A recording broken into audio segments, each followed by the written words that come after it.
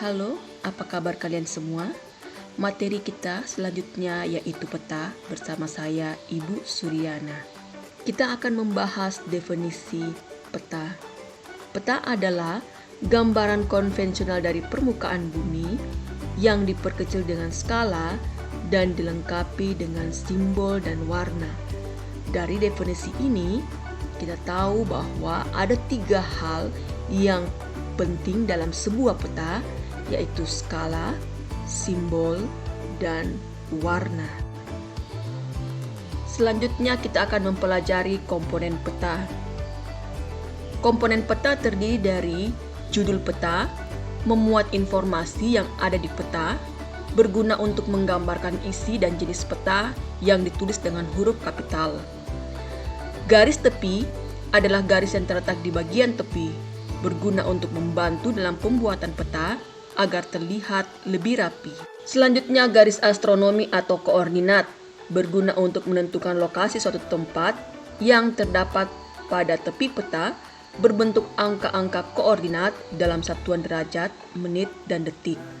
Legenda adalah keterangan dari simbol-simbol yang merupakan kunci untuk memahami peta. Sedangkan simbol adalah tanda atau gambar yang mewakili ketampakan yang ada di permukaan bumi yang terdapat pada peta. Selanjutnya adalah inset. Inset menunjukkan kedudukan daerah yang dipetakan terhadap daerah sekitarnya yang berfungsi untuk menjelaskan antara wilayah pada peta utama dengan wilayah lain di sekelilingnya. Selanjutnya adalah skala. Skala dapat diartikan sebagai perbandingan atau rasio antara jarak 2 titik pada peta dan jarak sesungguhnya. Kedua titik tersebut di permukaan bumi atau di lapangan dan pada satuan yang sama. Untuk mendapatkan skala, maka jarak di peta dibagi dengan jarak di permukaan bumi. Komponen selanjutnya yaitu orientasi, merupakan petunjuk arah pada peta yang menunjukkan posisi dan arah suatu titik atau wilayah. Biasanya berbentuk tanda panah menunjuk ke arah utara. Komponen terakhir yaitu sumber data dan tahun pembuatan. Sumber data menunjukkan sumber data yang digunakan dalam pembuatan peta.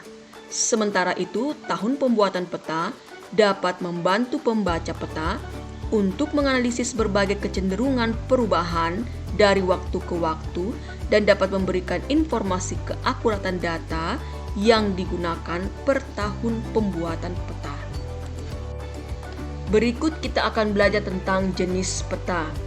Berdasarkan skalanya, peta dapat dibagi atas. Pertama, peta kadaster berskala 1:100 sampai 1:5000 digunakan untuk membuat peta dalam sertifikat pembuatan tanah.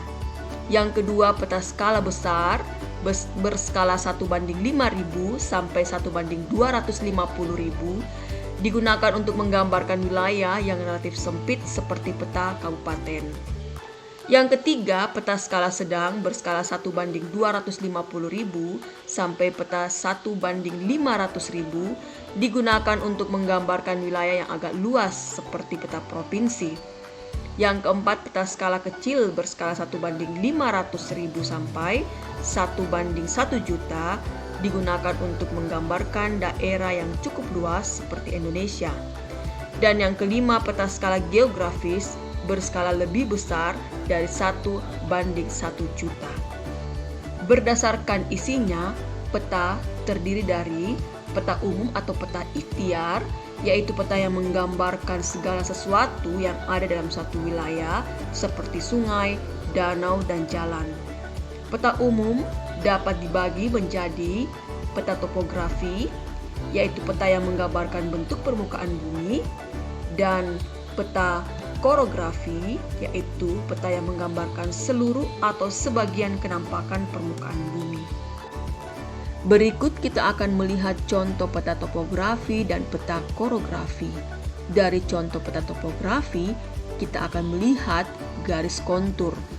Garis kontur adalah garis-garis yang menghubungkan titik-titik yang memiliki ketinggian yang sama. Sedangkan pada peta korografi, kita tidak akan menjumpai garis kontur. Yang kedua adalah peta khusus, biasa disebut juga dengan peta tematik, adalah peta yang menggambarkan kenampakan-kenampakan tertentu seperti peta kepadatan penduduk, peta transportasi, peta tanah, dan lain sebagainya. Berikut kita akan mempelajari fungsi peta dalam kehidupan sehari-hari. Fungsi peta yaitu pertama, menentukan posisi atau lokasi relatif suatu tempat di permukaan bumi.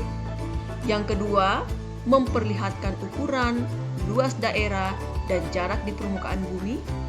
Yang ketiga, memperlihatkan atau menggambarkan bentuk-bentuk pada permukaan bumi, misalnya bentuk benua, negara, atau gunung. Yang keempat, menyajikan data tentang potensi suatu daerah. Yang kelima, mengkomunikasikan informasi keuangan. Yang keenam, menyimpan informasi keuangan. Yang ketujuh, membantu pekerjaan teknis, misalnya konstruksi jalan, navigasi, atau perencanaan.